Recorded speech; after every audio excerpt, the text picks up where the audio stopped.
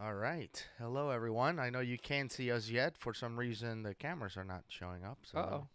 let me try to fix that. I know. I'm wearing a very special hat. I'm hoping they can soon see for a big announcement that we have coming up. Yeah, I don't know why this is not working. I'm All right, looking hold at the on. camera. I Hold on. don't see any blinking things. Is that a problem?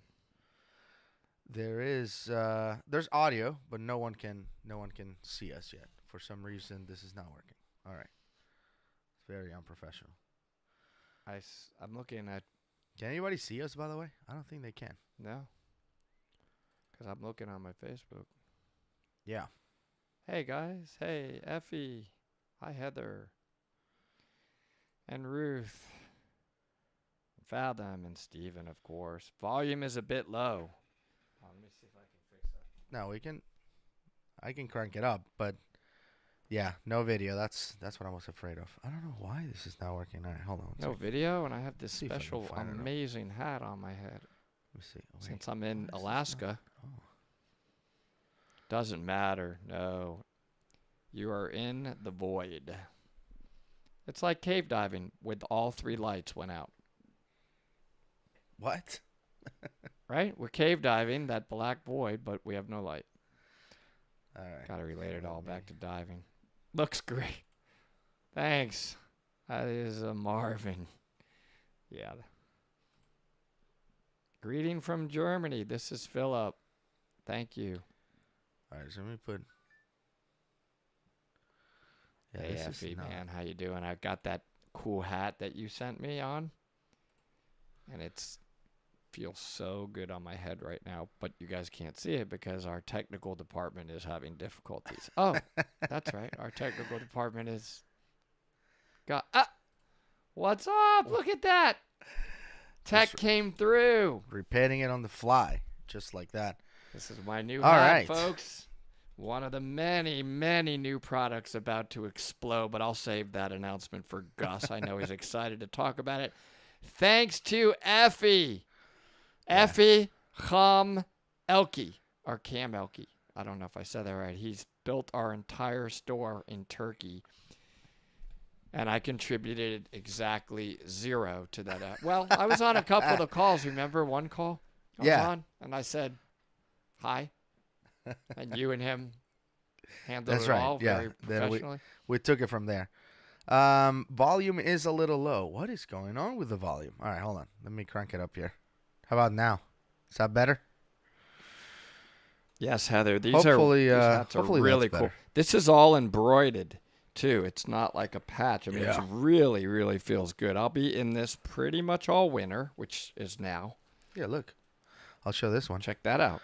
This one hasn't been worn yet. This is mine, but I haven't even put it on. Brand new. Here you go. We got some good stuff coming. Thank you to everyone. Like I said, hopefully the audio is now fixed. I'm actually seeing redlining a little bit, so we seem to be right on the spot. And for those of you watching and wondering what's going on with the merch, well, October 4th, we'll have our new store. For those of you who bought merch from us before, we used to have, or we still do kind of technically have, a merch store that was kind of complicated to work with. You basically uploaded some designs, not a whole. Why are you showing the dog? People are not paying attention to the announcement. Oh, I'm sorry. You think they My would God. rather see L than you? No, they don't want to see L.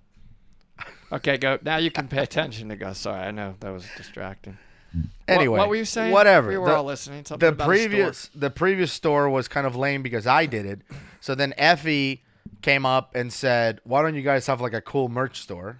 Yeah. So then I said, "Well, how about you make it?" And he totally took me up on this and way blew me away. Is he, with by the the way, is that results. his, I should know this, but is that his career?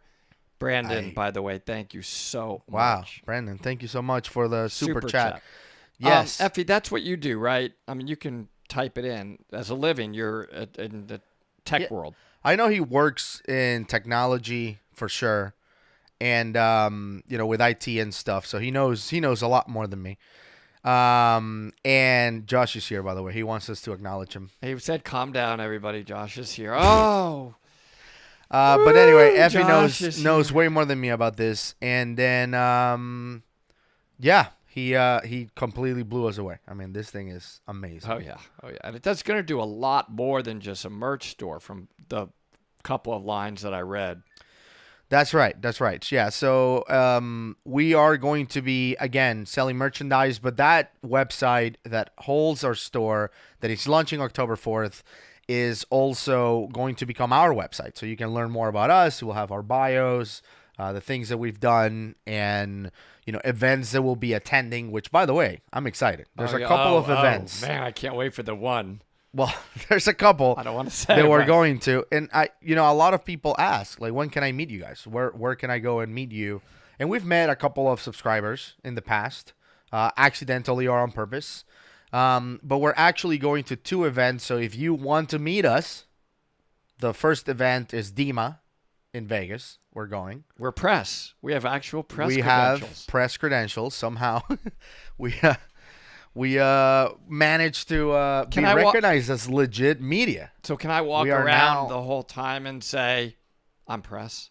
We should. I just want to be able to Absolutely. say those words in my life. Yeah. I'm press. Yeah, yeah. So if like cops are they have cordoned out a zone or whatever, you'll be like, I'm with the press. I'm Just going 98. flash your dive I'm talk press. No problem. right. Come on in. on my way to a press emergency.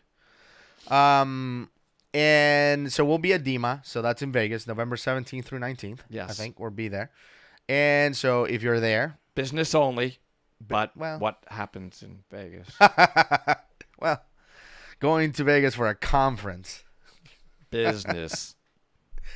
And then next year we'll be going to the Cave Diving Conference, the NSSCDS Cave Diving Conference in Cave Country. So And we're we excited are about that. Lake City. Platinum. And we will be Sponsors. a platinum sponsor of the conference. We'll have a booth there. We'll be doing sessions about what we do, content creation and all of that for cave divers that watch our channel that I know that in some cases they struggle, creating content. We have like the best cave divers in the world have a very, very small, amount of subscribers, and we are part of those subscribers, but we believe they should be way bigger. But right? we're going to be there admiring them. I mean, Absolutely. It's not like going there and they're admiring us. We're going to be like, we're in awe of you folks that are here at this cave dive conference. I mean, Thank you, that's- Robert, for your super chat, by the way. That's the theme. I mean, I'm going to be like, listen, guys, you are superstars. And EJ. So it's going to be very cool to see all those people. We have nothing to tell them about cave diving. Yeah. I By mean- the way, I see like never-ending stream of comments. Maybe there were some good questions and we've been missing them. So thank sorry you, about that. We have to go back and Super chats. answer those. Yes. Thank Helps you us. again for the super chat.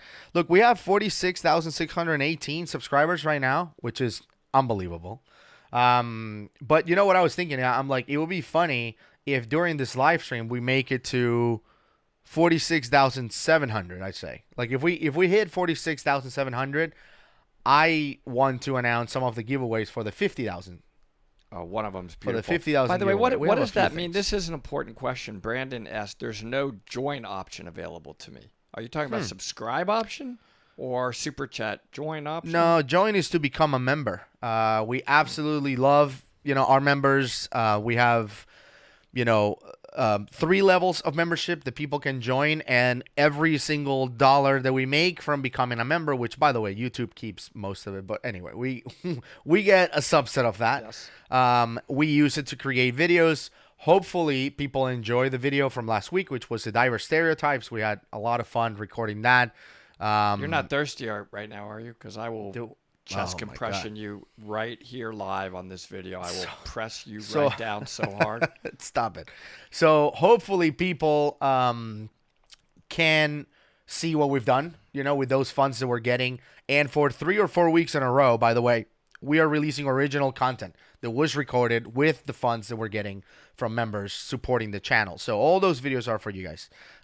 We kind of, think about what is it that you would like to see us getting to, and we go for that. So tomorrow, brand new original video coming out. And our members already have access to it, by the way.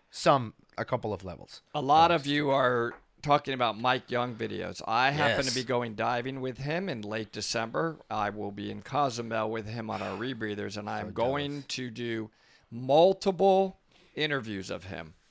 I'm going to let him free flow. I'll say a little just to introduce him, and then it's like, Mike, crazy story times. He has some great ones he told me lined up to talk about, so that'll happen somewhere probably right after the new year. You'll see those launch, and I'll have a chance to interview him for that. I wish Gus was going. He So can't. jealous. I would love him to be going, but Yeah. anyway. So jealous about that. But anyway, the other reason why Woody's here, it wasn't just for the live stream. His birthday was pretty recently, and his family, I mean, Thanks to super you smart. telling them about it. Look at what they that. gave him. Check that out. Oops, sorry. Yes. A D630, a brand new canister light. Orca His- Torch. I'm Orca all Torch over you now, D630. baby. And I'm going to gussify it. I call it gussified. He's got a really cool method of putting Setting this shock up. cord on it so that I can put my cookies and arrows right on the light. And I used his that way and loved it. And you know what else was amazing, Josh? You saw this. I could see the cave. Wow. That's knew? what they look like. It's Who pretty knew? cool that's what they look like. 4,000 lumens. And it's got a Goodman handle on it. Yep. Really long-lasting battery, which is a light battery. I was really worried it was going to pull my butt down, so I would be out of trim. Remember, I told you I'm really Yep. sensitive to that, and I was using it on the Sidewinder. Honestly, I didn't feel it. It was great. Right. So this is a new careful. light. So Careful with that. Woody came here so I can set it up kind of how I have mine set up for cave diving. So we figure we'll just hit live and have you guys join us while I do this. So I'm not going to be paying too much attention because I do want to get this done. I know you're going to go diving this weekend. Yeah, and that's my Um, 37th birthday present you're holding. 30, so Well. 37th birthday right there. Be I don't careful. know. I don't know about that.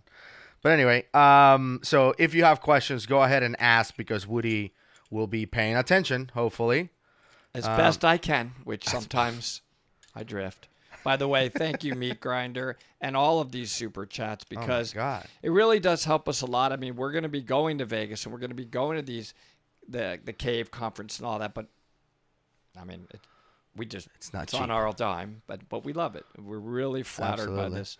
So let I me do have a start- question that I go want to ahead. tackle because I think it would be a good conversation to have, Thank you, Meat Grinder. and that is and Ruth. look at Ruth, member for 3 months. Wow. She's been an Hourglass for 3 months. That's awesome. Thank you. There was a really good question from Steven on Facebook. I don't know if you want to pull it up. Yeah, I remember it, so I can just address that. I don't need to pull let's it up. talk about that because I think this is useful for everyone watching, and Yeah. people can chime in too.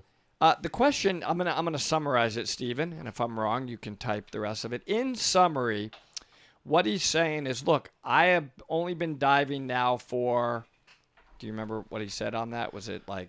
He said months? he's a newish diver, but Newish he's tech progressing. He's progressing fast. Let's call it less than a year, but more than 6 months.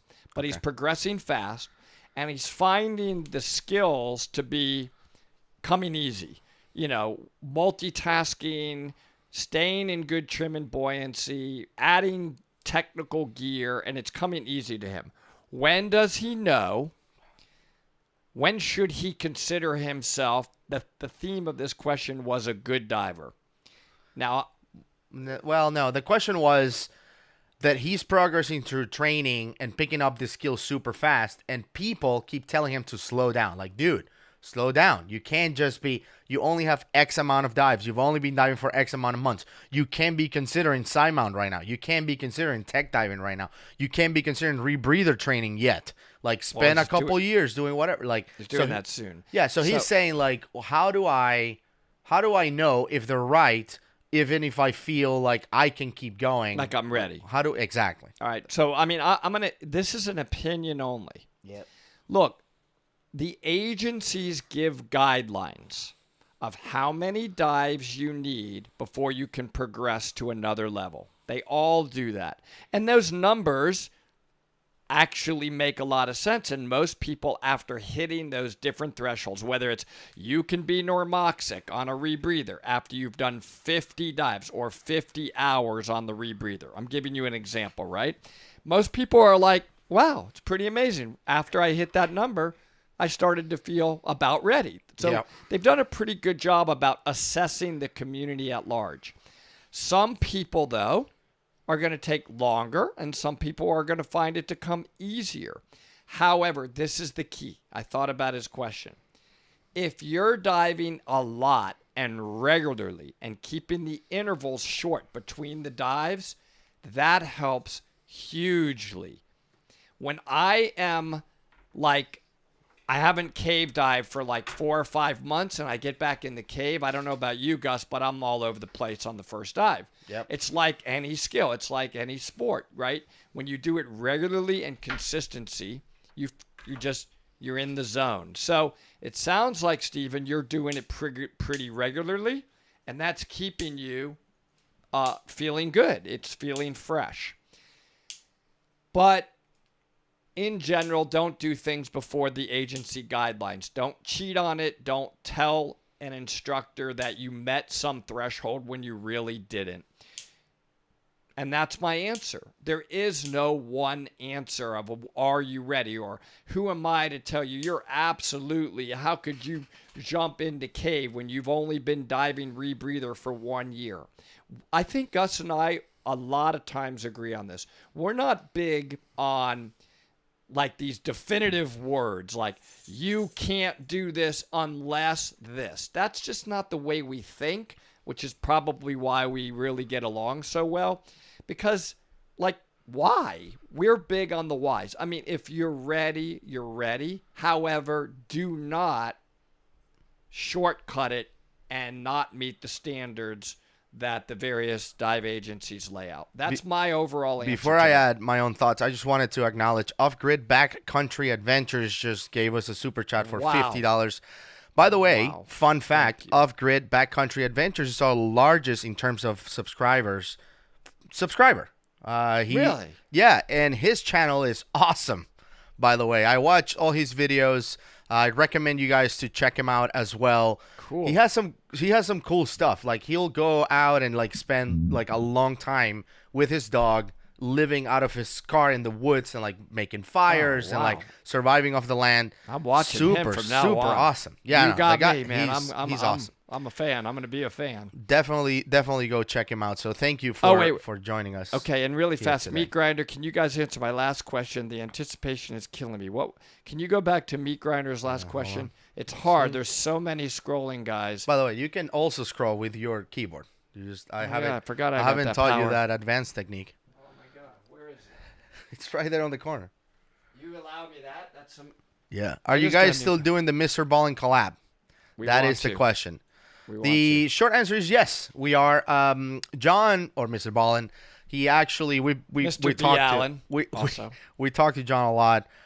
He actually was in the process of moving very recently, and so we're waiting until he gets settled and all of that before we do that collab. But it's definitely happening.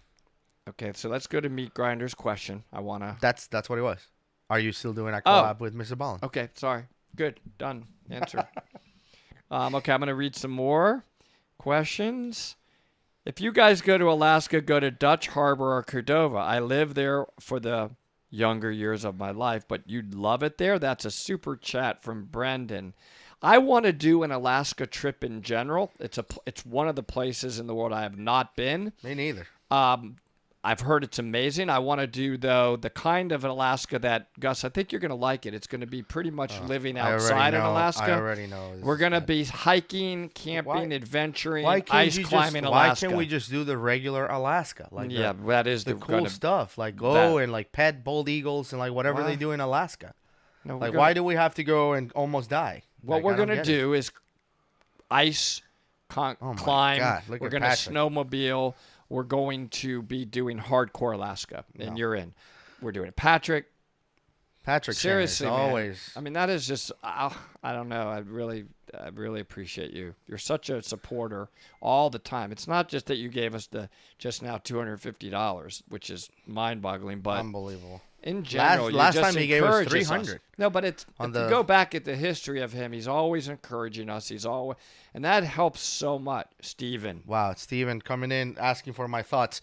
Okay, so, but I don't want to cut short how much Patrick helps this channel, by the way. And Steven, I'm Yes. going to give you my thoughts in a second. Patrick has been great. He's one of the administrators on our Discord channel, by the way. For those of you who are on Discord, join the conversation there. Woody and I are there, and we answer questions, and we're involved. But Patrick is actually going to our meetup next year, and he's getting certified by Woody. People ask all the time, like, can I get certified with you guys? The answer is yes, and Patrick is actually making that happen. He's going to get Rebreather certified with Woody, which is basically what I went through. So, And Patrick, we're going to be firming up those dates very shortly. We're doing that with Steven, who you're about to answer his further question on. So Nice. Steven is the co-student. Steven, we are off channel here. I need you to send me a private message of when you think we'll be wrapping up your complete order on your rebreather so I can firm up these dates. We got to get that on the book. I'm ready to rock and roll with hopefully you. I can join you guys and on that Gus will checkout join, trip. and it'll be an amazing journey together where we are getting you to certified on the KISS spirit. So Yes. Anyway, okay, now please All right. address Steven's I do want to question answer with your Steven thoughts. questions. Okay, so I feel very, very identified with this question because when I was training, I also wanted to keep progressing. I personally, with diving and with everything in life, I always want to continue to make progress and learn new things. So, like, Steven mentioned something about, like, wearing a pony bottle and, like, starting to sling in the pony bottle side mount, basically. And people being like, why are you doing that? Like, you don't have the right training or whatever.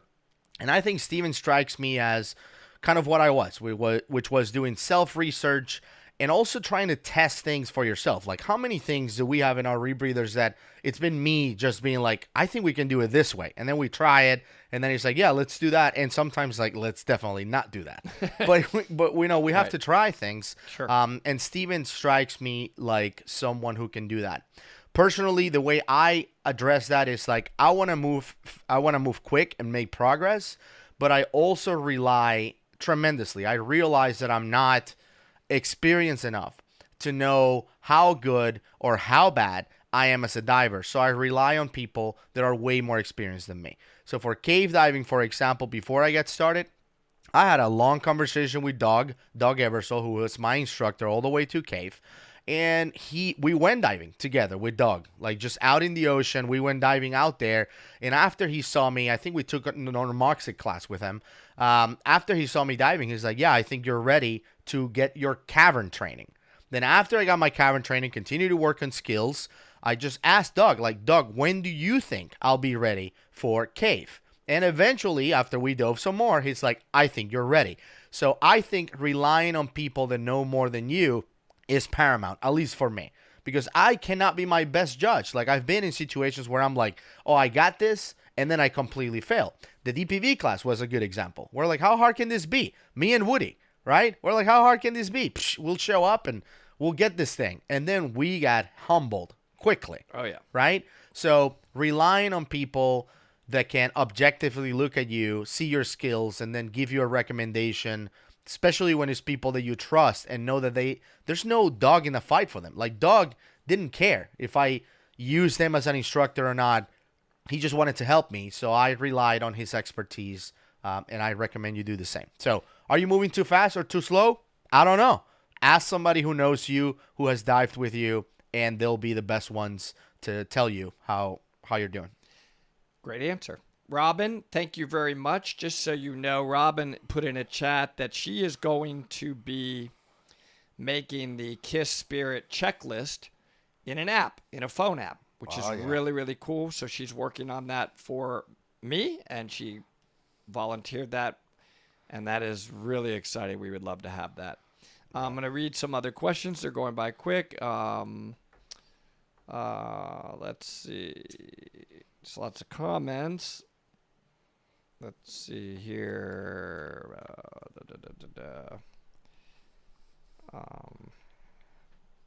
Give me a second. Let me scroll up so I can read some of these. We have lots of people from all over the world chiming in right now. Awesome. And my keyboard is not allowing me to do any. Oh, here it is. Hold on. Maybe this thing here. Yeah. No, nothing. I can't. Are you clicking on the button, though? Which button?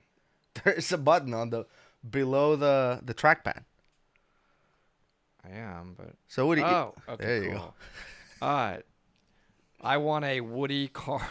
Sorry, that's just one I came to, Lindy. Okay, I would love to be involved in anybody's training. Dubai Pool Meetup 2022. Effie is saying. Yes, that is something that we have been Yes. invited to do, is to go to the deepest pool in the world, which is in Dubai, and dive it on rebreathers. It is tech friendly. The Prince has made it like available for tech divers, and I think it goes really deep, maybe 200, 250 feet, and has full caves in it, from what I understand. Yeah. Which is really going to be cool. So we are going to go there. We know very well that guy who runs that pool now. So we're going to do a lot of live shows from that, which is great. Heather, awesome, Woody, I'm next. I guess that means rebreather diving, and is all I could tell you is you'll absolutely love it. For anybody thinking about rebreather diving, and I told Gus the same thing because I was honored to be his instructor. There is a point where you're uphill, and you may even be like, why am I doing all of this? Like, why don't I just go back to open circuit? It's a lot of work. It's a lot of gear. I don't have my buoyancy. I'm learning so much, and this is a big pain. To where all of a sudden, you're like, oh man, this is starting to feel good. And then you're on the other side of the curve, which is, do you want to dive open circuit? Ever. No. Ever. And you come over the other side, and it's like, that's all you want to do is be on the rebreather. It takes Steven and Patrick. Give it the chance, okay? At the beginning, you're going to be like, this is, wow, a lot of work. I just wasted all this money. You'll be like, it's taken me an hour and a half to put the gear together, and then it's going to be like, wow, I can do that in 15 minutes, 10 minutes. So you got to give this one a chance, and you'll get to the other side. Everybody that I've ever taught has gotten to the other side, and that's all they want to do is be on their rebreather. Oh, yeah. Okay, so be prepared for that. That is just the reality, because it's basically learning to dive all over again. I'm going to go back down to the bottom. Oh, thank you, Effie and Schubert. Can we get a shirt with a Gus face palm and it has the word bananas below? Yep, I think actually there is one that is going to be worked on by Effie. And I think we're going to even have lines, like there's going to be a Woody line and a Gus line, which kind of has each of our, for example, one factual line that needs to be put on a shirt are the octopus are aliens. That's not a Woody line. That's just a fact. So we want some facts out there at times. Would you guys ever go for a treasure hunting dive like with a metal detector? Absolutely. So that's a yes for both of us. Sure. Yeah. We're going to do that. I mean, you saw how good we did with gold, and we found diamonds on top. By the way, These questions are I horrible. want to tell you one more time. I have the diamond that Amos and Gus won't, acknowledge as valuable. I have it for our giveaway that's coming up. What?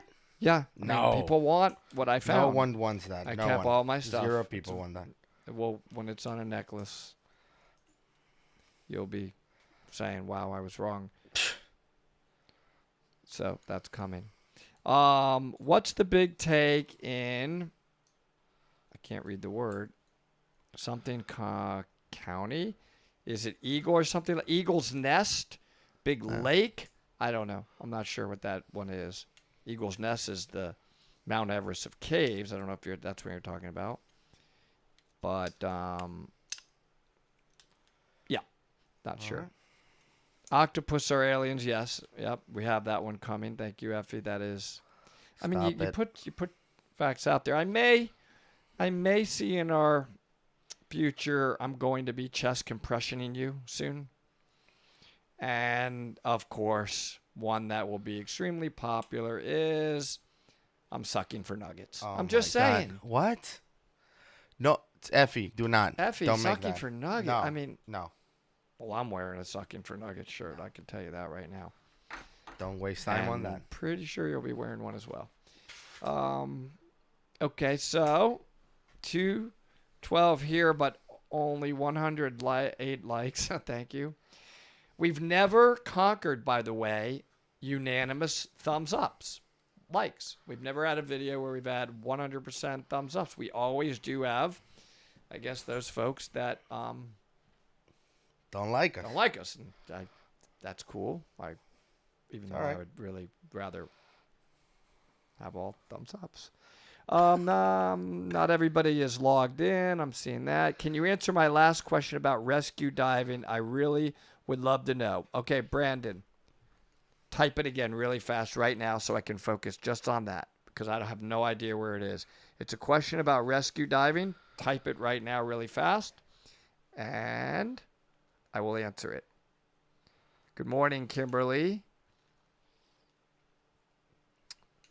Thank you, SV Escape Plan. I would wear the Sucking for Nuggets shirt. Thank you. No. Dad. Stop. Puddle. That's a made-up account. No way. Yeah, well.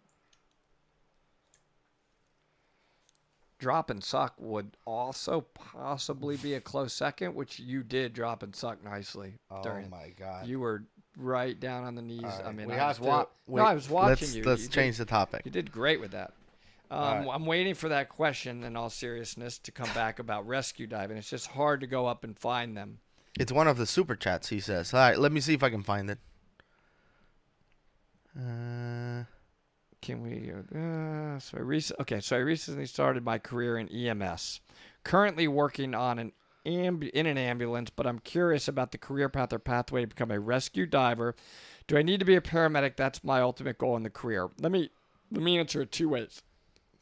If you want to be a public safety diver and work for an organization like the police or some county or something like that, that is a different class than a rescue diver. A rescue diver is under various different dive agencies.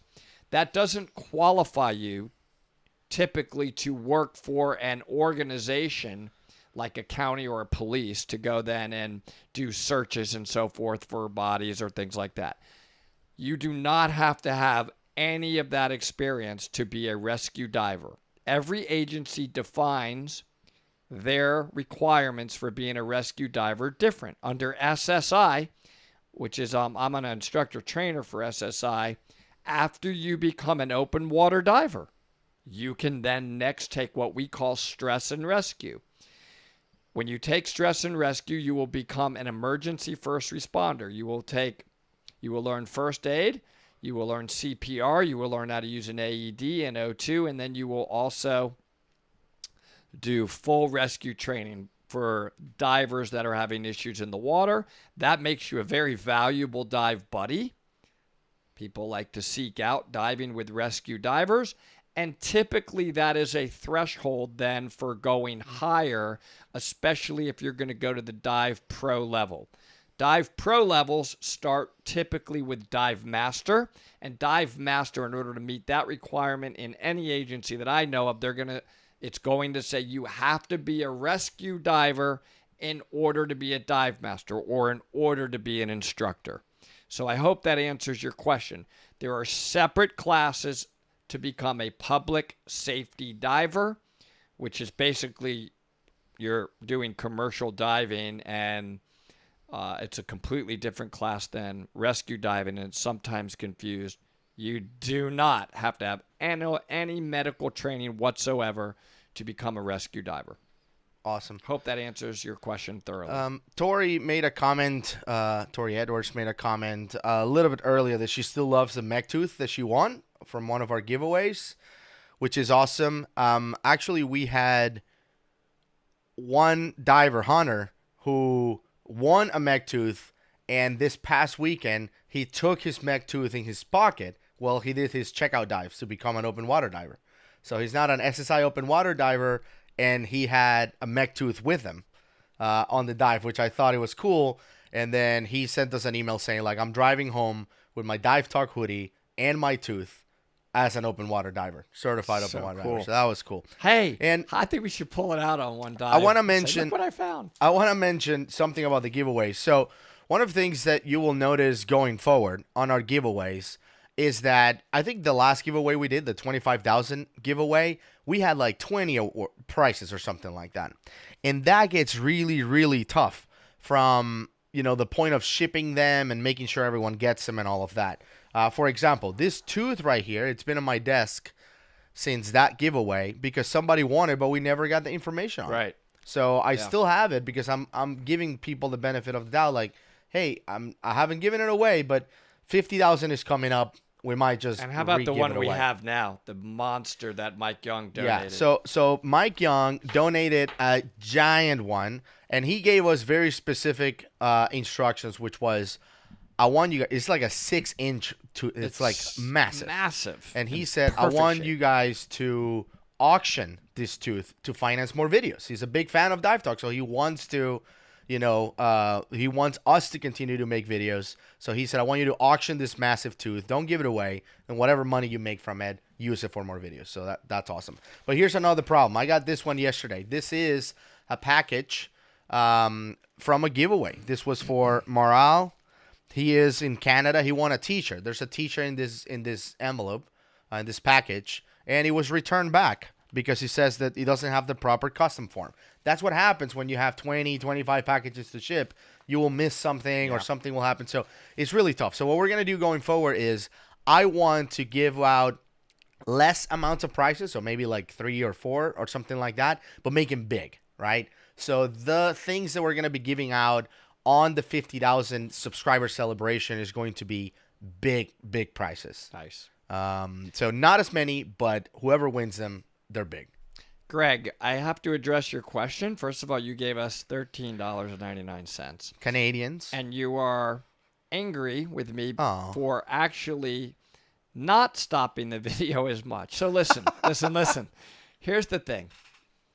Part of this is a learning experience. I think for both Gus and I, we want our content to come across as clear and not talking over each other and giving guests the opportunity, if we have guests, for example, to speak. And I'll blame myself, but we both at times were pretty bad at over pausing, talking too much, and it's because we're anxious and excited and we have just so much in our head and we don't want to forget. It's a balance. So we're working on it. So I'm not pausing as much because I want to reach that proper balance. Also, sometimes it's a very tricky balance of who are we talking to in our videos?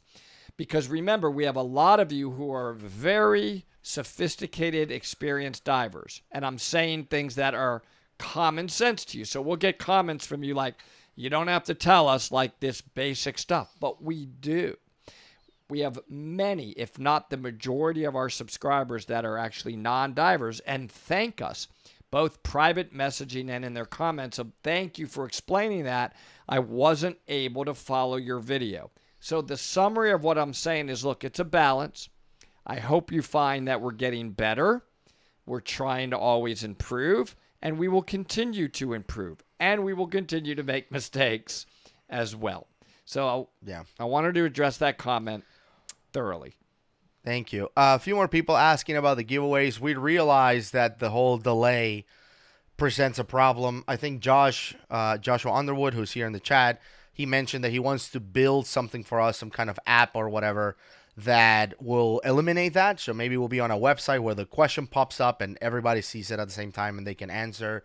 So that way the latency won't be as much as an issue. Now that Josh is running our shorts channel, by the way, Dive Talk Shorts, let's plug that in. Josh. 60 seconds or less videos of Dive Talk. So go ahead and subscribe and check that out. But now that he's running our channel, I don't know if you'll have time to do it, but 50,000 is coming quick, and I would love to have a way to eliminate the whole delay thing because people, we've received emails and messages from people. It's like, this is BS. I answer first. And we're sort of like, look, this is a free prize. We don't share these answers with anybody. We don't set this up to benefit our friends or whatever. Many people here on the chat are saying that they enjoy their sunglasses and the stuff they receive from us. This is truly all for free. We even pay for shipping. We don't make our winners pay for shipping. And, we want to make it fair for everyone to win these stuff. Definitely. Hey, Greg, we do have a plan to speak with Christina Zanato.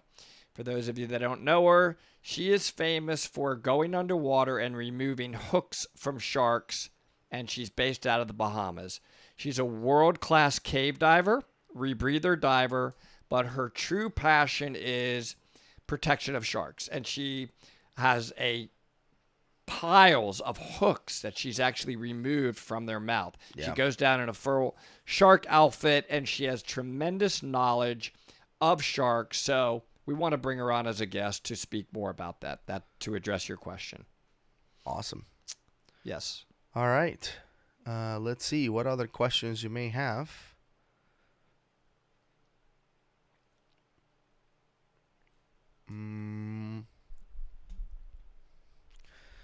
We could do, this is Effie, we can do 10 questions and give away to top scorers. Oh, interesting, like a contest. Oh, so guys, a couple things, and I want to announce. We are going to be dealing with, I don't want to say his name, but a world-class consultant that is going to be helping us actually design some like games and puzzles and stuff like that we're going to add to the channel. When I say world-class, this person is a dear friend of mine, actually, designed most of Coca-Cola's most successful advertising worldwide. And he is very interested in helping us. We are also bringing in a consultant to help us grow the channel and give us even better content idea, editing idea, design idea. And we're spending a lot of money on it. It is our own money, and that is coming. This is stuff that we are seeking help for. So, all right, Brandy's asking how much money for the bare essentials to get started diving. To get started diving, you just need to get trained. You don't even have to buy all the gear. A lot of the gear is rented, depending on your size. Of course, if you're like an NFL linebacker, probably you need your own. But for the most part, you don't even have to buy the gear up front. It is, I think, smart to have your own personal stuff, like your own mask, so you want it to fit to you. Things like that, but you don't have to buy all the gear, so just get certified. That is number one. Hey, Gus, I'm reading this question right here from Lonnie. I've been missing the podcast lately. I feel like I've listened to each of the episodes like 100 times. Somebody told me this past weekend when I was diving that we could automatically have our YouTube videos either like transcribed or put onto a podcast, so it's happening exactly at the same time when you release them. Yes. And they want that, and that the podcast reach is even bigger. I'm only giving you what this. Right. I've now heard this a number of times, so I'm actually asking you a question live that was just asked here. Yeah, because that would be cool if we could do that. I think every video I can extract the audio and upload it as a podcast episode, but how can you watch the diver stereotypes on a podcast? It's just, you know what I'm saying? Like our content creation relies on video, relies on that visual connection. All those faces and, face palms and all of that, you can translate that to audio. So that's why I've been hesitant to releasing it in podcast form. I do think that some things are more like connected to being a podcast, like the episode with Ed Sorensen, for example, I think could be a good podcast episode. And I think we should release that. And we have episode 2 or interview number 2 with Ed, which was the episode about Dominican Republic, coming up in mid-October. So I think that will be a good episode to have as a podcast.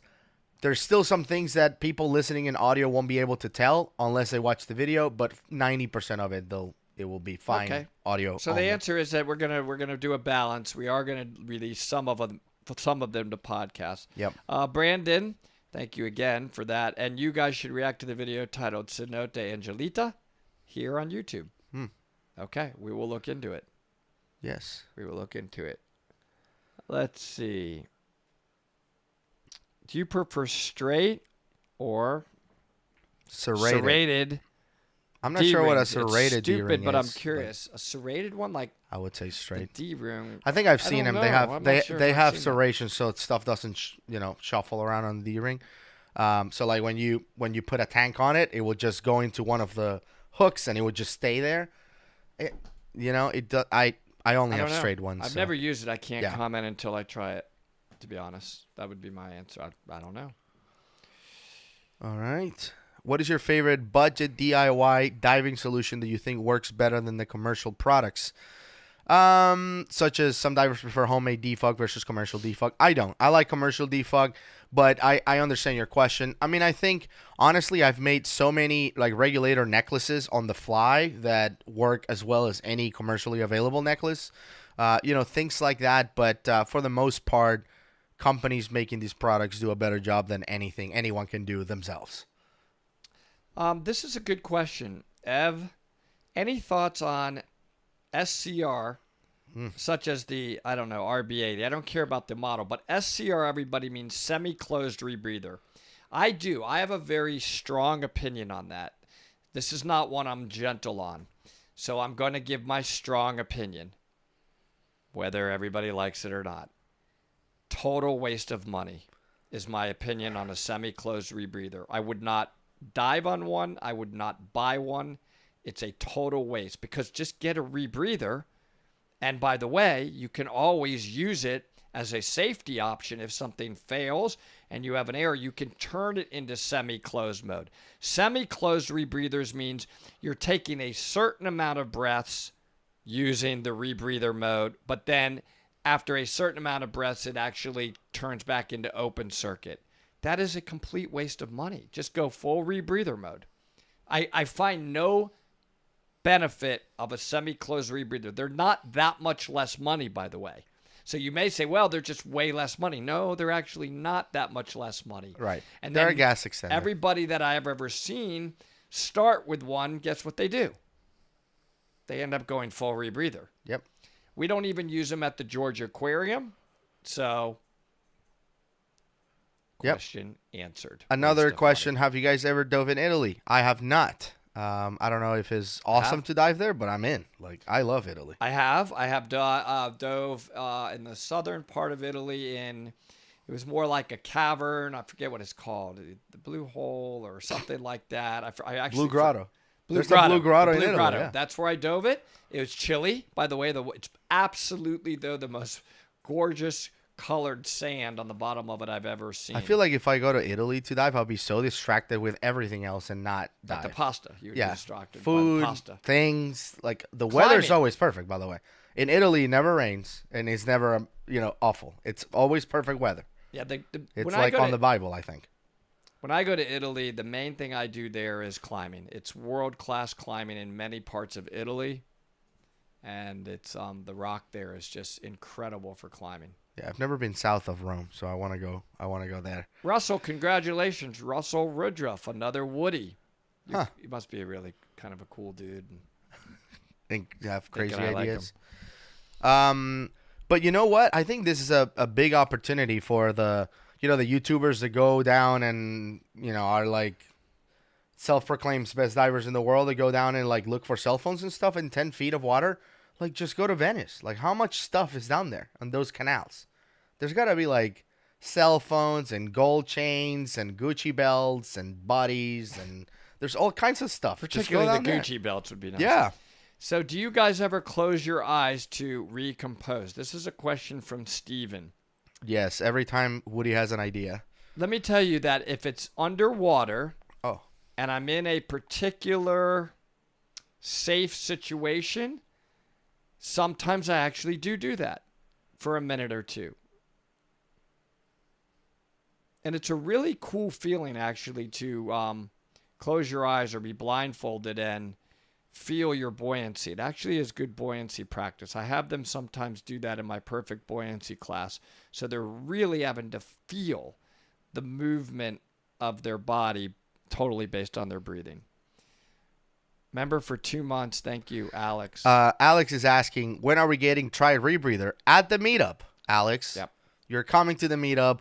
That is one added bonus for everyone coming to the meetup. We're going to do Try Rebreathers. People are going to get to dive with our rebreathers in the pool. That 100%. We're going to have a few Kiss Orca Spirits set up.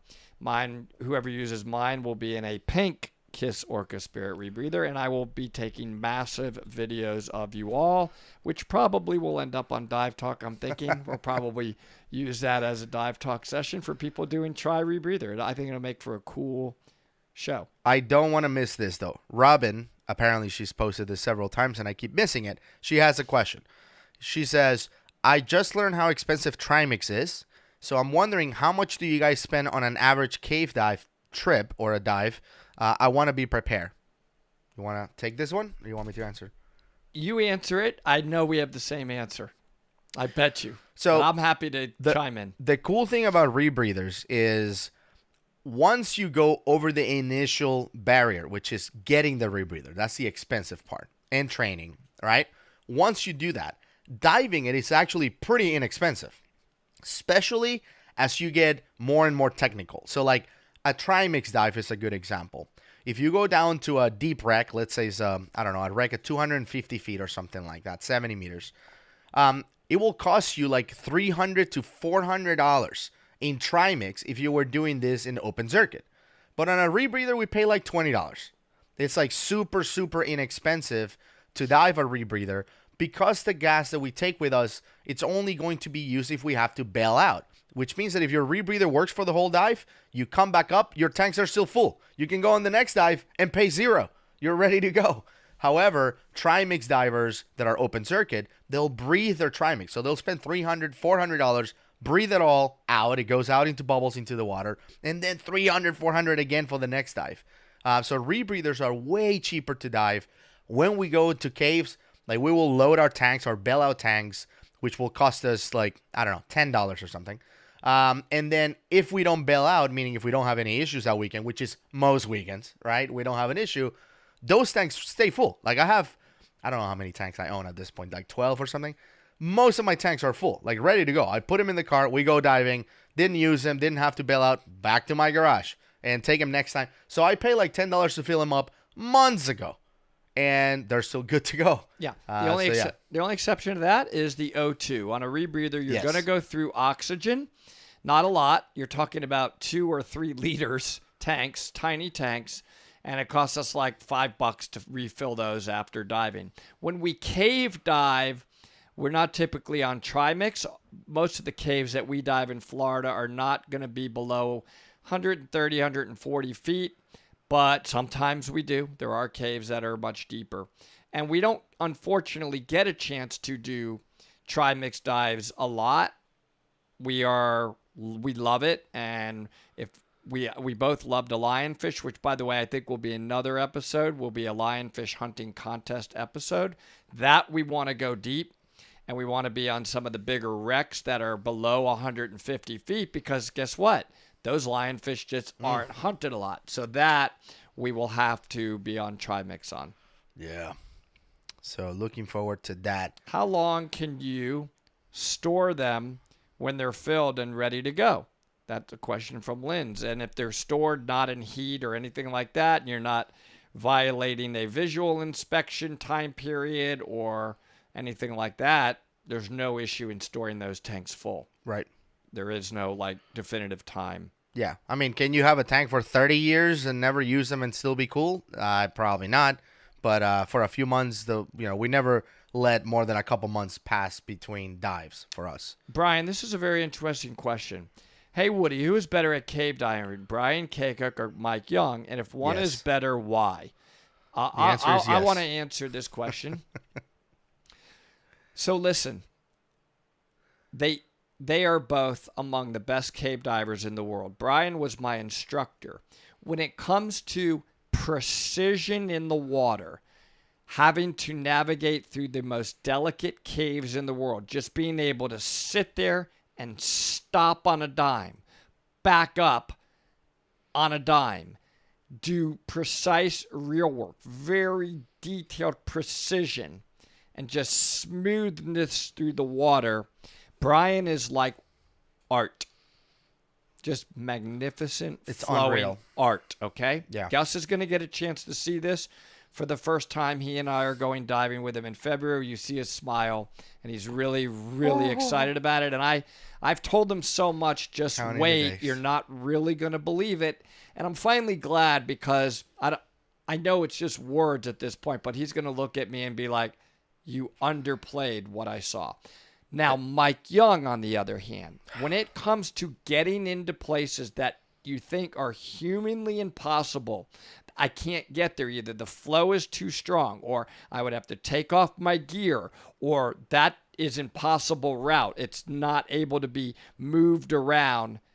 Mike is incredible. He's like a snake. I mean, I don't know how he does it.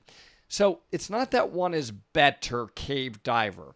They each have skills that they're better at than the other.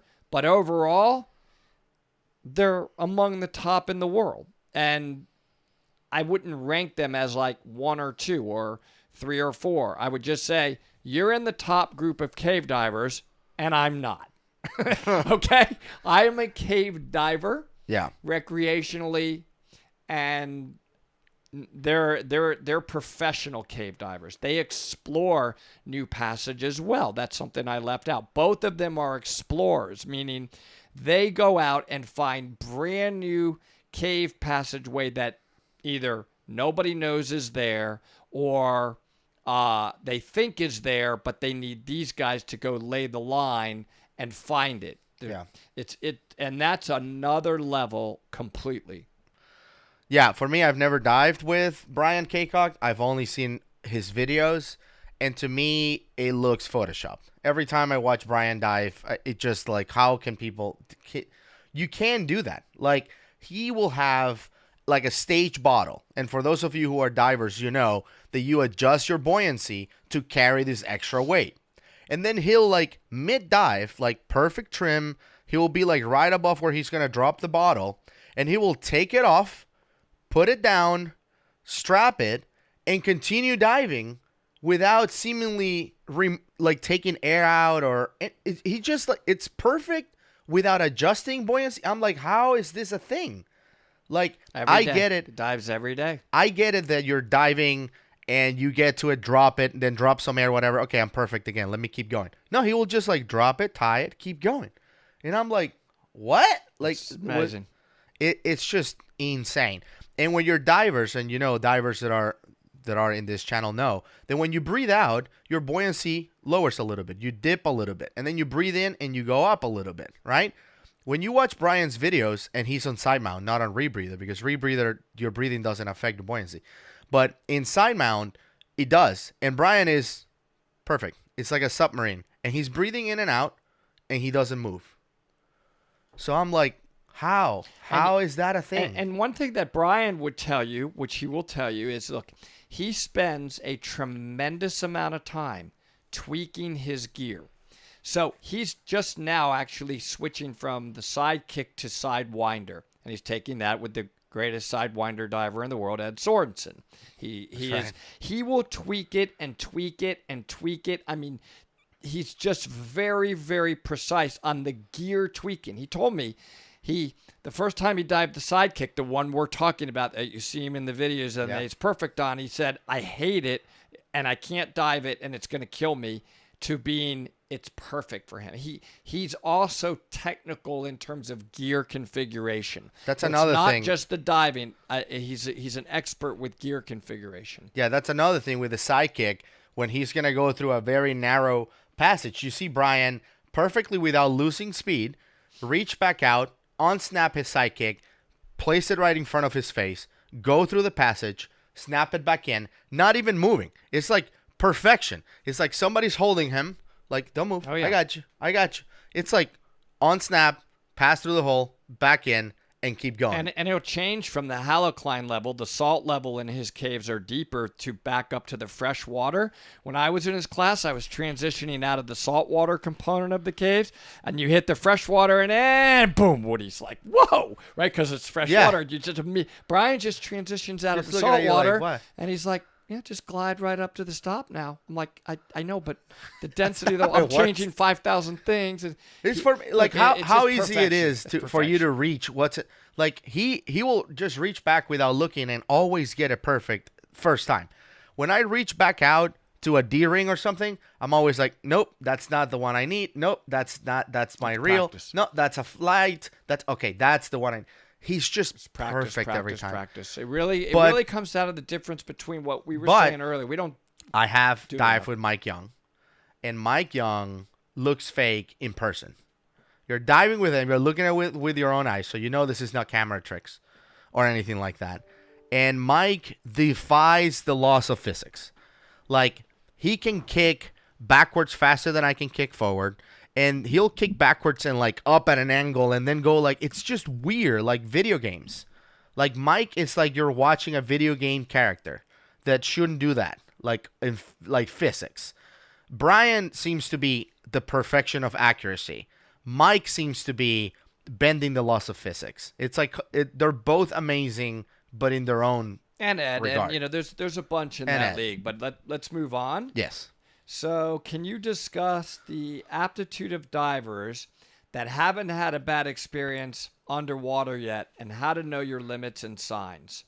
So, look, I like this question a lot. I recently, actually, it was with Josh and Gus, had a catastrophic failure on my rebreather. My ADV free flowed and bubbled everywhere. So I just had a chat session with Josh. I'm like, man, I just want to eventually get to the level where at least I'm like a mediocre cave diver. I'm pretty hard on myself. Like I know how much it takes to be good. And Josh's response to me was, dude, you had a catastrophic failure and you just sat there calm and cut off the tanks and dealt with it. And that may be from experience.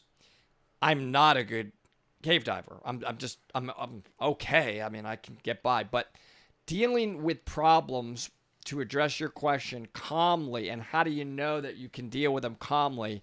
It really comes from experience, being just comfortable that I know my options automatically. I'm not having to sit there, oh my God, my ADV, it's flowing and I'm losing air and I'm going to die. I'm going to freak out. I'm going to grab Gus. Automatically, right to my brain, it's like, well, you're on a rebreather. Just all you got to do is breathe. Okay, you're breathing. Everything's fine. Computers look good. Cut it off. Find out which one's leaking. Here's the leaking one. Well, I don't really need that one. I'm cool. I'm still breathing just like before. And then you just calm and you just Take it you easy. could chickle it. The biggest thing you got to do when you have a failure, which comes with experience, is stay calm. That's why when you take my rebreather class, we're going to practice over and over and over the failures. Gus remembers me constantly flashing a card in his face. Here I go again. And after a while, he's like, oh, yeah, I mean, that's okay. I mean, Right. it becomes logical. So the one other thing I want to add to it is when you really understand a topic and you understand the working of the rebreather, your knowledge isn't memorizing anymore. You're beyond the memorization. Like, if this happens, I remember I'm supposed to do this. That's one level of learning, which is the first level of learning, just pure memory. The second level of learning anything is it's logical because you have such an understanding of your device that it just naturally hits your brain. If this happens, naturally, this is the only thing you can do. Yep. So it turns into the natural way of dealing with a problem with experience, guys. And this problem that you had was not an easy cave, not a basic cave. Let's just say it was kind of a medium. I wouldn't say advanced because it's not Mike Young type of cave, but it was a medium level, not for beginners, cave that we went to, and you had a problem after the two toughest restrictions in this cave. But I think what really added to it was not only that you were super calm and kind of troubleshooting the problem calmly, but it's also that your bodies are calm. Like, we're sort of like, okay, you're having an issue. What do you need? We're kind of communicating the whole time. Let's figure this out together. And it was a non-issue, right? I mean, it was an issue, but it wasn't like panic. Let's get out of here. Can we get through these restrictions now in fact, a hurry? we didn't leave. We didn't have to leave. We just finished the dive and then we figure out what was wrong, which was that ADV. But it's not me. I'm using myself as an example, not to point at me and say, look how good I am. I'm using it to answer your question. Gus would have dealt with it. Josh would have dealt with it the same way. Why? Experience. Yep. That's it. Doing this a lot. And muscle memory, yes, Heather, muscle memory, but on a rebreather, it's more of understanding the functionality of the rebreather rather than just purely a muscle reaction. Very, very important with a rebreather, which which Patrick and Steve are soon going to see with me, becomes a very important learning point. Nice. Let's see if we have any questions here that we can answer.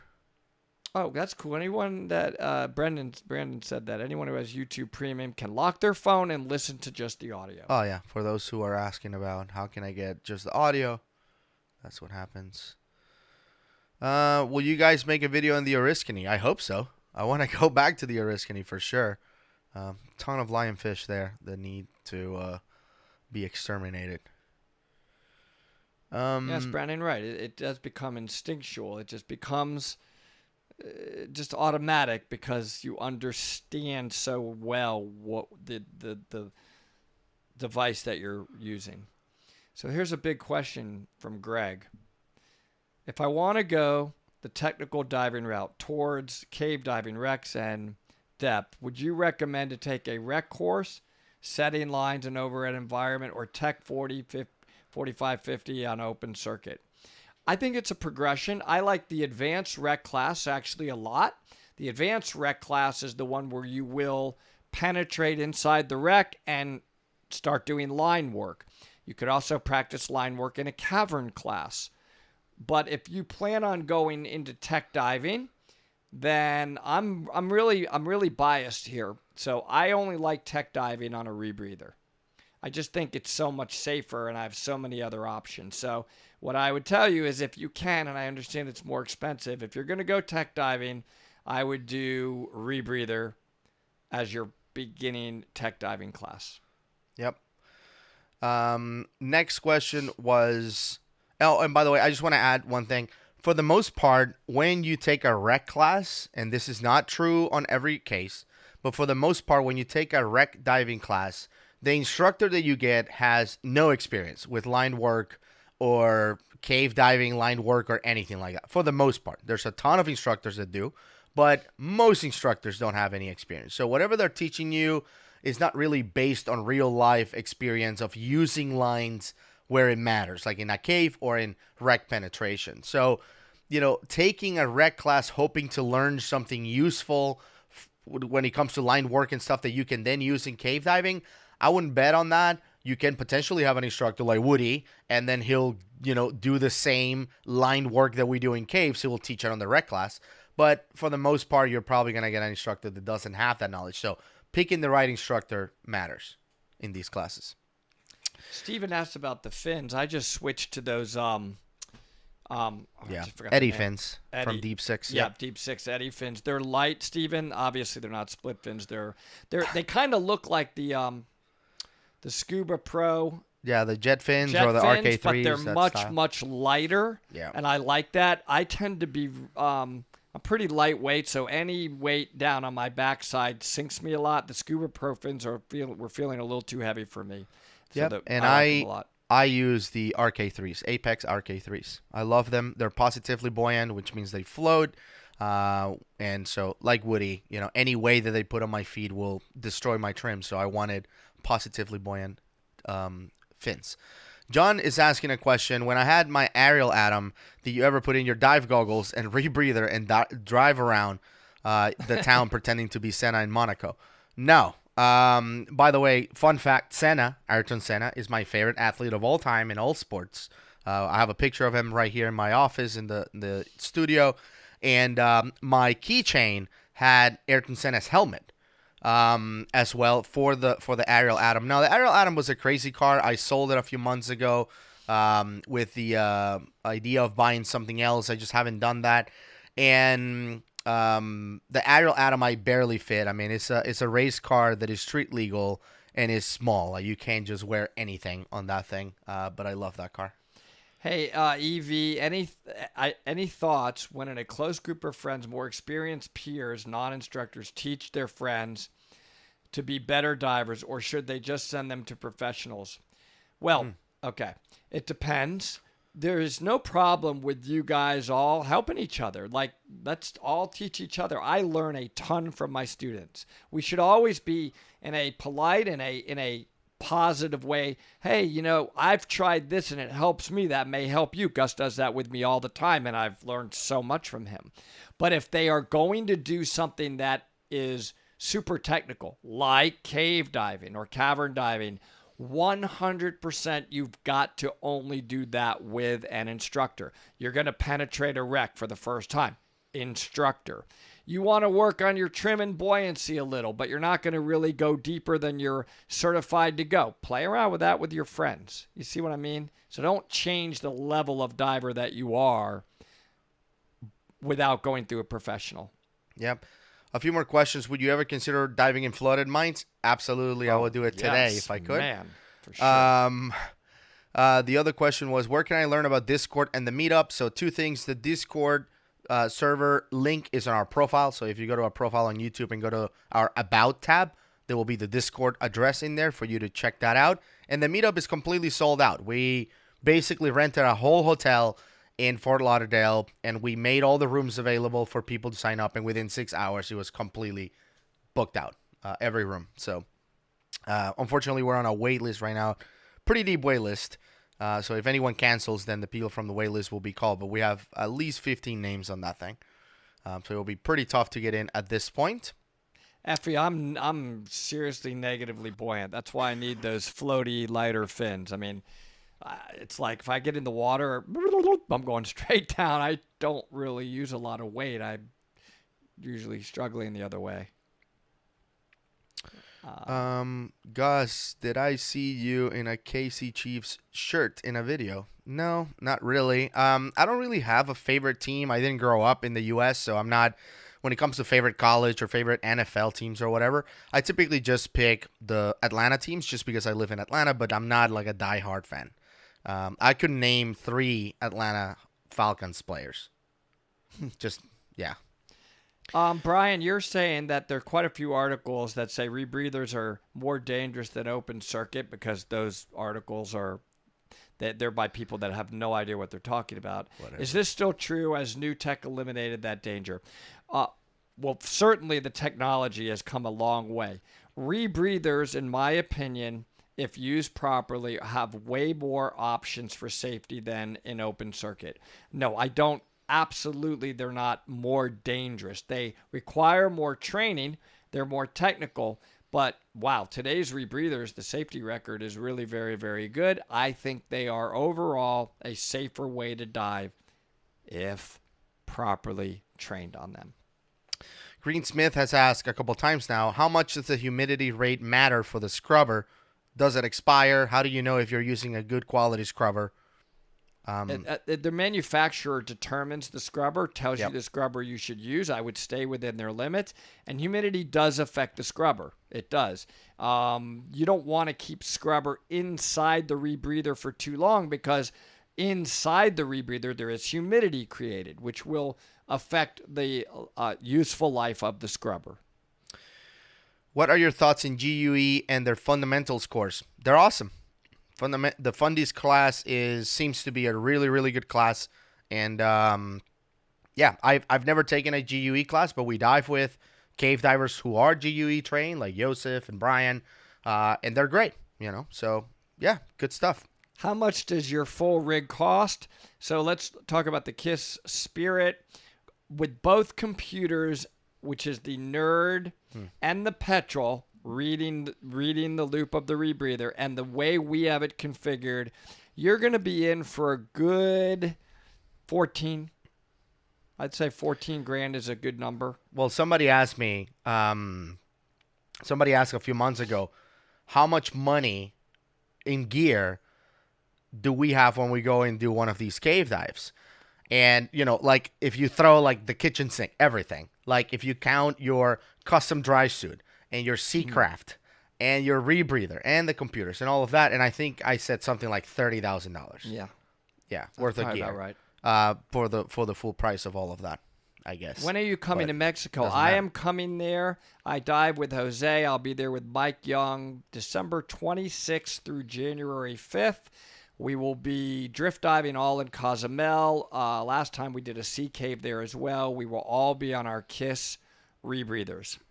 And I love drift diving in Cozumel with my rebreather. Nick Williams is saying he was a photographer in Formula One, asking me if I want any pictures. Obviously I would say yes, but I've seen a lot of pictures from those guys. I'm a big fan of Ayrton Senna. So John, what is your suggested progression from open water to cave? I would now take rec, deep, and enriched air, and if you can, take an advanced nitrox class. Then I would take rescue, cavern, and then after cavern, cave. a long time between those. No, right? this It's is not, a couple years. I mean, Yeah, you don't knock this out in a week and a week and a week. No. I just want to make That's sure a progression of the classes, but Yes. that's some diving, my friend. Right. There's That's a lot of diving in in there. between. I'm trying to see. Hey, Woody, I remember you mentioning you used to rock climb. I still do, not as much, but I'm getting ready to do some more actually very soon. How long did you climb for, and is there any transferable skills that you could apply? It took me a good 10 years of climbing with instructors to get to the level of the stuff I was ultimately climbing. Really, really some pretty gnarly climbs. I'm light, and it came to me a little bit easier than some, just my physique allowed that. And I think there's a tremendous amount of overlap. You're talking about having to do checklists, understanding which gear to use and when. And the biggest thing is that learning of, I'm now in an emergency. Naturally, what do I need to do and how do I deal with it? So a massive amount of overlap. They are both very, very technical. Mm-hmm. And I love them both. Couple of questions that came through. First, a comment from Found in the River, just basically saying thanking us for the reaction to his video. So I don't think you know this, but the video that we reacted to yesterday, which was the open water divers that went into Eagle's Nest, that was actually Mark and Aaron, who we met a couple weeks ago. They came to the house where we were staying, and they got to try our rebreather and all of that. Great guys, by the way. I had no idea when we filmed the reaction it was them. But the cool thing to see is that they actually, after, Mark mentioned that after work, looking at dive talk and all of that, they decided to go and get trained because they want to do this cave safely. And they're now in the process of getting full cave certified. So just wanted to give them a shout out that they are here on the video as well. Hi, Patrick asks a really good question. Really good question. Go ahead. How do you handle, how do you handle O2 fills from places that don't have any rebreather shops? Yes. This is a tough one. That's a good question. It happens. One way is we transfill. So to make that an easy concept, guys, take a bigger tank than the tank you're filling that has a higher PSI than the tank you're filling. That's right. Connect them with a whip, turn the big tank on, and that higher pressure tank pushes air into the smaller tank. Yep. However, that doesn't last long, right? That one's we're all gonna transfill, and we would need to carry a lot of those. Yeah. So the more expensive way is a booster pump. Think of a pump like a Haskell. So it's pumping O2 from the tank. One tank to the other. It doesn't matter what the PSI is anymore of that tank, as long as it has O2 in it, it'll pump it into the smaller tank. We have not yet invested in our own Haskell pump, but we've been talking about it. Yeah, we it is complicated. Like I remember when we went to our trip in North Carolina to search for Megtooth. I mean, I spent like 2 or 3 hours calling shops along the way in not Valdosta, but like what's it called, Augusta, Georgia, like all of these cities that we're gonna pass by. They think it's illegal, and everyone is like, you can't get pure oxygen, and I'm like, why not? And they're like, well, no, you need a doctor's prescription, and I'm like, but I'm a rebreather diver, right? And he needs an O2 tank. And they are like, no, you just cannot get filled, whatever. But then that's why we enjoy diving with the shops that we dive with, because they are 100% rebreather friendly. They know what they're doing, and they fill this up, and they don't give us any issues. Greg, you are going to the Red Sea. The Red Sea is amazing. What I found amazing about the Red Sea is the small stuff. I think the Red Sea is one of my favorite places in the world for the small little nooks and crannies and little marine life, little creatures. So don't just look for big stuff in the Red Sea. Get down, get low, get neutral, and look at all the little stuff. It's got so many interesting species. And if you have a guide there, then ask them to point a lot of that out. It's really remarkable, the biodiversity there. That's awesome. You mentioned the word Haskell 5 minutes ago, so an alarm went off in Tom's phone, and he joined the chat saying, you should buy my Haskell. He's been trying to sell that Haskell for like months. So as soon as you said the word, he's like, click, click. An alarm went off. Know. I must join the chat and try to sell this thing. Hey, so, Dave Tom, Reiser, by the way. Hi, Dave Reiser. Yeah. One of my Rebreather students. He's going to be doing normoxic soon. He says he has an aluminum 80 of O2 and a transfill whip. That's what we were just talking about. Yes. So that works well. When is Dave going to get into Cavern? That's what I want to know. Because I want to go to that class. After normoxic. Oh, yeah. Awesome. Let's see. What other questions? And I thought I saw like a really good question above. Yes, we do use 100% O2 as a deco gas. Absolutely. Somebody mentioned that at the 20-foot stop. If we need to bail out. Otherwise, we're on our rebreather. There's no reason to jump off to another tank if the rebreather is working. That's right. Okay, so several questions. This is what I wanted to address. Several questions about our DPV class. People asking, we are all very familiar with the fact that you failed the first DPV class. When is the second one coming? The reality is, just like we said on that episode, we want to get a bunch of experience before trying again. I mean, that's really what it comes down to. What we noticed when we did our class is that most people that take the DPV class have been diving DPV for like a year or two before they actually take the class. So it's kind of like an expectation that you know what you're doing. That's not at all what happened to us. We just showed up. We used it like 3 times in our life before that, and we're like, ooh.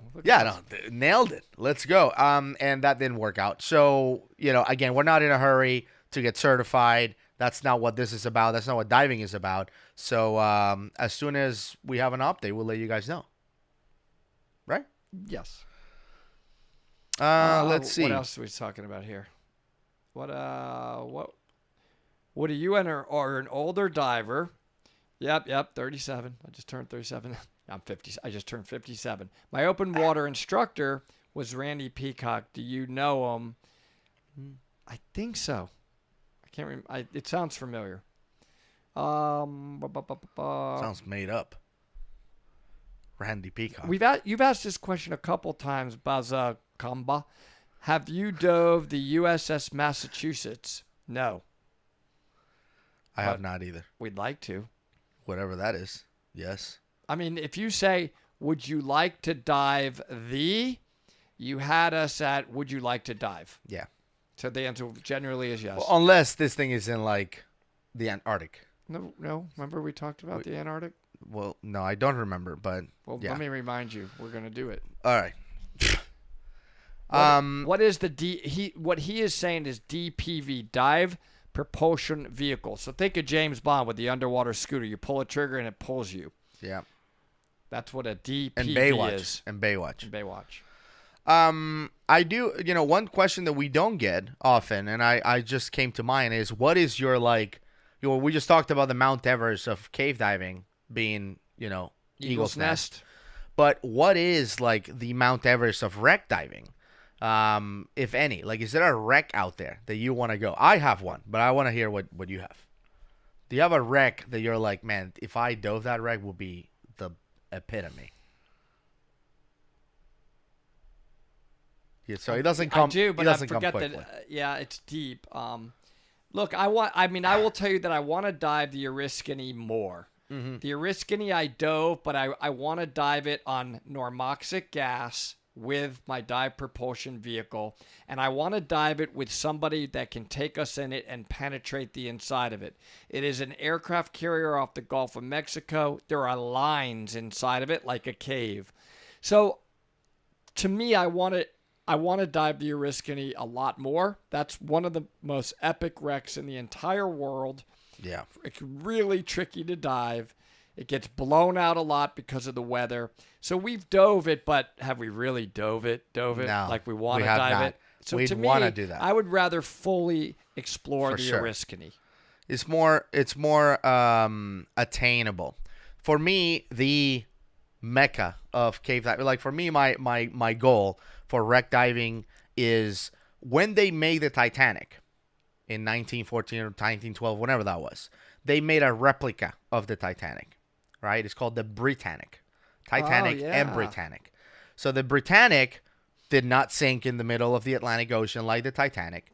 It actually went on to become a hospital ship during World War II, and it was ultimately sank off the coast of Greece. It is a deep dive. I think the Britannic, which is an exact replica of the Titanic, is sitting at around 330 feet, so 100 meters, and it was found by Jacques Cousteau. So Awesome. all of those things make it so special that to me, my dream wreck would be to dive the Britannic off the coast of Greece. Question: do either of you do private class if arranged in advance, like Rebreather? For example, if I were to go to the U.S. next year in Georgia, Florida, do Rebreather beginning? Yes, yes. I do on the Rebreather very often, but I do that through Dive Ventures, is the place I teach at NGUS. We both teach there exclusively. You would need to call them. They're in Alpharetta. You can find their website. It's actually still under Sea Ventures. SEAV as in Victor. ENTURES.com. SeaVentures.com. And you call them and you schedule me, if it's Rebreather, through them. I only teach through them because you mentioned Rebreather on that question. Peter keeps asking the same question. What's your view on taking LSD on a dive? Don't take LSD on a dive. Zero drugs at all. Yeah, that's just Ever ridiculous. Mateus is asking, hey, have you been in Brazil? Yes, I've been in Brazil, but never diving in Brazil. Me either. I just went over there. The Iguaçu waterfalls. We were hiking between Argentina and Brazil. That's awesome. I've just been to,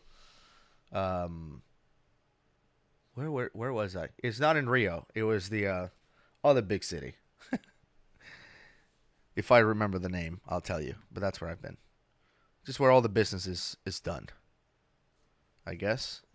Let's see.